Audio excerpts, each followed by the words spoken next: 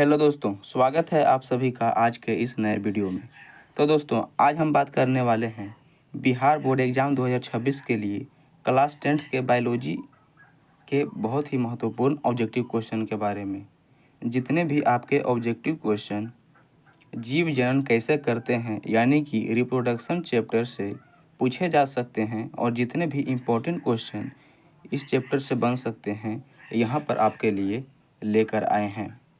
दोस्तों, आपको बता दें कि जीव जनन कैसे करते हैं, इनमें आप लोगों को मुख्य रूप से मानवों में जनन पढ़ना होता है।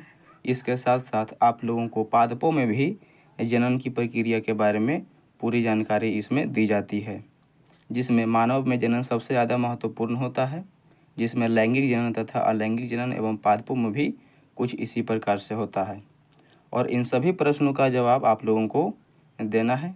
तो आइए आज के इस बायोलॉजी के चैप्टर की सभी ऑब्जेक्टिव को प्रारंभ करते हैं। तो पहला प्रश्न आपके पास दिया गया है, मुकुलन द्वारा प्रजनन किसमें होता है। आपको बताना है कि प्रजनन की वह विधि कौन सी मुकुलन होती है। आप जानते हैं कि प्रजनन की एक विधि मुकुलन भी होती है और इसमें बताना है कि यह किस में पाया जाता है, अमीबा में, ईस्ट में, मलेरिया परजीवी में या फिर पैरामीशियम में। तो साथियों, आपको बता दें कि मुकुलन द्वारा प्रजनन जो है इनमें से ईस्ट में पाया जाता है, यानी कि ऑप्शन नंबर बी आपका करेक्ट हो जाएगा। अगर आपको आंसर मालूम हो तो कमेंट बॉक्स में आप लोग बता सकते हैं। तो आइए दूसरा प्रश्न देखते हैं, पुष्पी पौधों में लैंगिक जनन होता है। आपको बताना है कि पुष्पी पौधों में यानी कि जो फूल वाले पौधे होते हैं उनमें लैंगिक जनन किसके द्वारा होता है साथियों। क्या पत्तियों के द्वारा होता है, फूलों के द्वारा होता है, तना के द्वारा होता है या फिर इनमें से कोई नहीं। तो आपको बता दें कि जो भी फूल होते हैं साथियों, उसमें जो है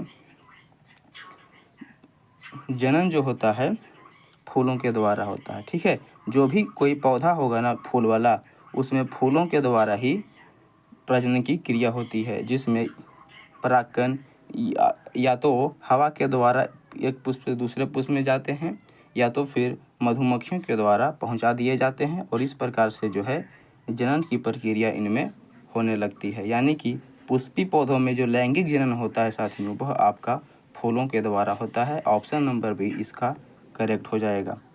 चलिए क्वेश्चन नंबर 3 देखते हैं। पूछा गया है किसमें अलैंगिक जनन मुकुलन द्वारा होता है। अलैंगिक जनन मुकुलन द्वारा इनमें से किसमें होता है, अमीबा में, ईस्ट में, प्लाज्मोडियम में या फिर लेशमानिया में। ऑप्शन नंबर बी यानी कि ईस्ट में जो होता है अलैंगिक जनन मुकुलन के माध्यम से होता है। क्वेश्चन नंबर 4 आप लोग बताइएगा साथियों, पुष्प का कौन सा भाग परागकण बनाता है। पुष्प का कौन सा भाग परागकण बनाता है। तो यह जो है पुंकेसर। जी हाँ साथियों, पुंकेसर पुष्प का एक ऐसा पार्ट होता है जो कि आगे चलकर परागकण का निर्माण करता है। पराग से परागकण आप लोग याद कर लीजिएगा और प से पुंकेसर। ठीक है, पुंकेसर जो है परागकण का निर्माण करता है। इसी तरह से हम लोग पूरा क्वेश्चन को देखने वाले हैं, तो जुड़े रहिएगा वीडियो के अंत तक। पूछा गया हाइड्रा में प्रजनन की विधि निम्नलिखित में कौन सी है।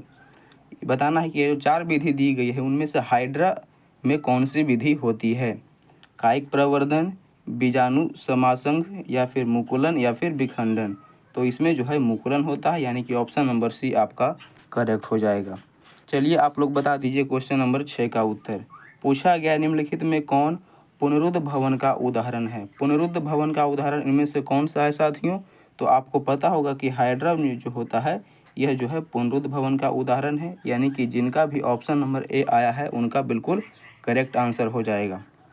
चलिए अब आप लोग क्वेश्चन नंबर 7 का जवाब बताएंगे, पुष्प का नर भाग इनमें से कौन सा है। आपको बताना है कि यह जो 4 ऑप्शन दिए गए हैं, बाह्य दलपुंज, दलपुंजे, पुमंग या फिर जायांग, इनमें से पुरुष का नर भाग कौन सा होता है। तो जो साथियों पुमंग जो है यह जो पुरुष का नर भाग होता है, यानी कि ऑप्शन नंबर सी आपका करेक्ट हो जाएगा। यह सभी क्वेश्चन आपके लिए बहुत ही ज़्यादा महत्वपूर्ण है, इस बार पूछे जाने की प्रबल संभावना है। क्वेश्चन नंबर 8 आप लोग बता सकते हैं, अमीबा में अलैंगिक जनन किस विधि द्वारा होता है। अमीबा में जो अलैंगिक जनन होता है इनमें से कौन सी विधि उसमें अपनाई जाती है, मुकुलन, विखंडन, बीजाणुजनन या फिर इनमें से सभी। तो यह जो है विखंडन इसमें विधि प्रयोग की जाती है। ऑप्शन नंबर बी इसका करेक्ट हो जाएगा। क्वेश्चन नंबर 9 आप लोग बता दीजिए, फूल का कौन सा भाग फल में बदलता है? फूल का कौन सा भाग जो है फल में बदलता है साथियों? और ये जो है आपका MVVI प्रश्न हो जाएगा। ये जो है आपका MVVI प्रश्न हो जाएगा। ये कई बार आपके बोर्ड एग्जाम में पूछा गया है कि फूल का कौन सा भाग फल में बदलता है, तो वह है अंडाशय। अंडाशय जो है आगे चलकर फल में बदल जाता है। तो आप लोग इसे भी अच्छे तरीके से अपने मन में याद कर लीजिएगा। आपको बताना है परागकण निम्न में किसके अंदर बनते हैं? परागकण निम्न में किसके अंदर बनते हैं साथियों? तो प से परागकण होता है, परागकण यहाँ पर दिया गया है। और यहाँ देखिए परागकोश, परागकण परागकोश।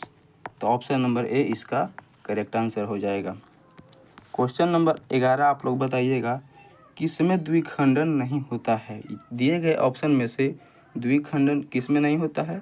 तो इसका राइट आंसर हो जाएगा ऑप्शन नंबर बी, यानी कि ईस्ट में द्विखंडन नहीं होता है। चलिए अगला प्रश्न आप लोग बताइएगा, एक लिंगी पादप का उदाहरण कौन सा है? ये जो आपके पास 4 ऑप्शन दिया गया है उसमें एक लिंगी पादप का उदाहरण कौन सा है? पपीता, सरसों, गुड़हल या फिर मटर।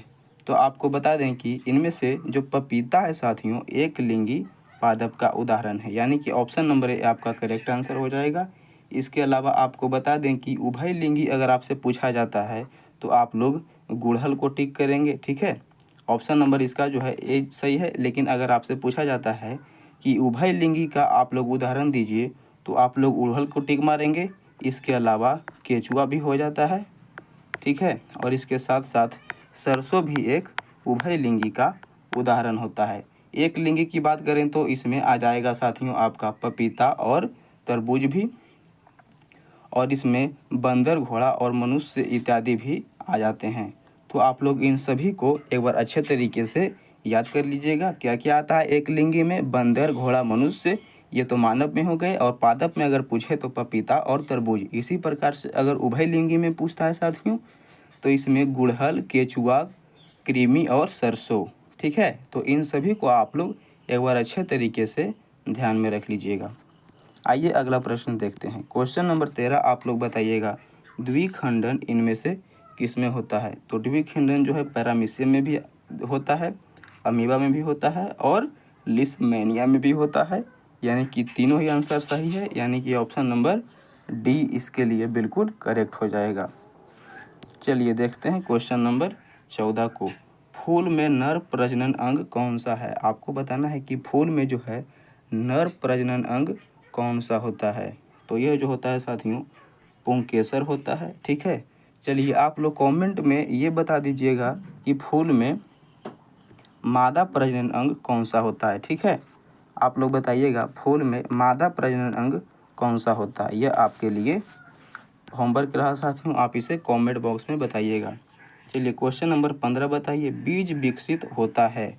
बीज किससे विकसित होता है? परागकोश से, अंडाशय से, पुंकेसर से या फिर बीजांड से? तो आपको बता दें कि बीज जो है साथियों बीजांड से विकसित होते हैं। बीज से आपका बीजांड हो जाएगा। ऑप्शन नंबर डी आपका करेक्ट आंसर हो जाएगा। चलिए क्वेश्चन नंबर 16 देख लेते हैं। पूर्ण विकसित अंडाशय को हम लोग क्या कहते हैं? पूर्ण विकसित अंडाशय को जो साथियों हम लोग कहते हैं फल। यानी कि जब पादपों में अंडाशय जो होता है पूर्ण तरीके से विकसित हो जाता है तो वह धीरे धीरे किस में बदल जाता है साथियों? तो फल में बदल जाता है, जो हम लोगों का भोजन बनता है और साथ ही साथ जानवरों का भी भोजन बनता है, ठीक है। तो चलिए आप लोग क्वेश्चन नंबर 17 का जवाब बताइए। पौधों में जनन अंग कहाँ पाए जाते हैं? आपको बताना है कि पौधों में जनन अंग कहाँ पाए जाते हैं। आप लोग मानवों में जनन अंग अच्छे तरीके से जानते होंगे, तो आप लोग बताइए कि पौधों में जनन अंग कहाँ पाए जाते हैं। तो आपको बता दिया गया है कि तना में पौधों में जनन अंग नहीं पाया जाता है, जड़ में भी नहीं पाया जाता है, फल में भी नहीं पाया जाता है। तो कहाँ पाया जाता है? पुष्प में। पुष्प में जो है पौधों में जनन अंग पाए जाते हैं। ऑप्शन नंबर सी आपका करेक्ट हो जाएगा। चलिए अब आप लोग क्वेश्चन नंबर 18 बताएंगे। परागकोश में होता है, इनमें से परागकोश में क्या होता है साथियों? तो ऊपर भी आप लोग को बताया गया था पराग से आप लोग परागकण याद कर लीजिएगा। पराग कोश में क्या होते हैं? परागकण। और यह भी क्वेश्चन बहुत ही ज़्यादा इम्पोर्टेंट है, कई बार पूछा भी गया है। क्वेश्चन नंबर 19 आप लोग बताएंगे, निम्नलिखित में कौन कृत्रिम कायिक प्रवर्धन का एक विधि है? कृत्रिम कायिक प्रवर्धन की एक विधि कौन सी है साथियों? कलम लगाना, दाब कलम, कलम बंधन, या फिर इनमें से सभी? तो इनमें से सभी जो हो जाएगा आपका करेक्ट आंसर हो जाएगा। आपको बता दें कि कृत्रिम कायिक प्रवर्धन वो होता है जिसमें वातावरण या फिर भोजन के प्रभाव में किसी भी चीज़ में परिवर्तन देखने को मिलता है। जैसे कि अगर आप लोग इंडिया में रह रहे हैं और इंग्लैंड चले जाते हैं तो आप लोग देखते होंगे कि कोई व्यक्ति थोड़ा सा गोरा प्रतीत होता है, तो यही तो जो होता है कृत्रिम कायिक प्रवर्धन होता है। और अगर कोई व्यक्ति थोड़ा सा ज़्यादा खाना शुरू कर देता है तो वह थोड़ा सा मोटा प्रतीत होता है, तो इसे भी हम लोग कृत्रिम कायिक प्रवर्धन के अंतर्गत रखते हैं। आइए देखते हैं क्वेश्चन नंबर 20 को। अलैंगिक जनन की एक विधि है। आपको बताना है कि इनमें से कौन जो है अलैंगिक जनन की एक विधि है। तो बीजाणु जनन कौन सी विधि है? अलैंगिक जनन। मुकुलन भी कौन सी विधि है? अलैंगिक जनन। विखंडन भी कौन सी विधि है? अलैंगिक जनन की, यानी कि ऑप्शन नंबर डी आपका करेक्ट आंसर हो जाएगा। देखते हैं क्वेश्चन नंबर 21 को। वर्तिका एक भाग है। वर्तिका एक भाग है, किसका भाग है साथियों? तो यह जो है आपके अंडाशय का भाग है, ठीक है। वर्तिका किसका भाग है? अंडाशय का। क्वेश्चन नंबर 22 देखते हैं। द्विखंडन पाया जाता है। द्विखंडन जो है किसमें पाया जाता है? स्पंज में, हाइड्रा में, जीवाणु में, या फिर इनमें से किसी में नहीं? तो जीवाणु में जो है द्विखंडन पाया जाता है, यानी कि ऑप्शन नंबर सी इसके लिए करेक्ट आंसर हो जाएगा। क्वेश्चन नंबर 23 आप लोग बताइएगा। आलू में कायिक प्रवर्धन होता है। आलू में कायिक प्रवर्धन किसके द्वारा होता है साथियों? जड़ द्वारा होता है, बीज द्वारा होता है, फल द्वारा होता है, या फिर तना के माध्यम से? तो आपको बता दें कि आलू में जो कायिक प्रवर्धन होता है वह तना के द्वारा ही होता है, यानी कि option number D. Question number 24 आप लोग बता देंगे। उभयलिंगी जीव का उदाहरण इनमें से कौन सा है? आप लोगों को ऊपर भी ये क्वेश्चन बताए गए थे साथियों। उभयलिंगी जीव का उदाहरण कौन सा हो जाएगा? हाइड्रा हो जाएगा। इसके अलावा और भी उदाहरण के तौर पर अगर आप लोग लिखना चाहें तो गुड़हल को लिख सकते हैं, केचुआ को लिख सकते हैं, ठीक है क्या? केचुआ को लिख सकते हैं, या फिर अगर आप चाहें तो इसे सरसों को भी लिख सकते हैं। यह आप लोग अपने नोट्स में इसे नोट कर लीजिएगा। और कृमि भी जो है उभयलिंगी का एक उदाहरण हो जाएगा। तो यह सभी आपके लिए याद करने योग्य हैं, ठीक है। तो चलिए क्वेश्चन नंबर 25 आप लोग बताएंगे। पत्तियों द्वारा कायिक प्रवर्धन का उदाहरण है। पत्तियों द्वारा कायिक प्रवर्धन का उदाहरण इनमें से कौन सा है? प्याज, आलू, गुलाब, या फिर ब्रायोफाइलम? तो ऑप्शन नंबर डी यानी कि ब्रायोफाइलम सही उत्तर हो जाएगा। क्वेश्चन नंबर 26 आप लोग बताइएगा। पुष्प का नर जननांग कहलाता है। पुष्प का नर जननांग क्या कहलाता है? जायांग कहलाता है, पंखुड़ी कहलाता है, पुंकेसर कहलाता है, या फिर इनमें से कोई नहीं? तो पुष्प का नर जननांग आपसे पूछा जाता है तो पुंकेसर आप लोग उत्तर दे देंगे, ठीक है। यानी कि क्वेश्चन नंबर 26 का जो उत्तर हो जाएगा ऑप्शन नंबर सी हो जाएगा। तो आज जितने भी ऑब्जेक्टिव आपके लिए यहाँ पर लेकर आए हैं वह बहुत ही ज़्यादा इम्पोर्टेंट है साथियों। परीक्षा के दृष्टिकोण से यह सभी क्वेश्चन बहुत ही ज़्यादा महत्वपूर्ण हैं। आप लोग प्रत्येक क्वेश्चन का याद कर लीजिएगा। और आपके लिए होमवर्क है कि एक लिंगी पादप का उदाहरण देना है, ठीक है। एक लिंगी पादप का कम से कम 2 उदाहरण आपको कमेंट बॉक्स में बताना है। अगर आप लोग पढ़ने वाले विद्यार्थी हैं तो ज़रूर इस क्वेश्चन का जवाब दीजिएगा। और अगर आप लोगों ने वीडियो को पूरा देखा है तो वीडियो को लाइक करें और अपने दोस्तों में भी शेयर करें। और चैनल पर पहली बार आए हों तो चैनल को सब्सक्राइब करके रख लें और इन सभी प्रश्नों को अच्छे तरीके से याद कर लें। फिर मिलते हैं अगले चैप्टर के किसी वीडियो के साथ। जब तक के लिए धन्यवाद। जय हिंद।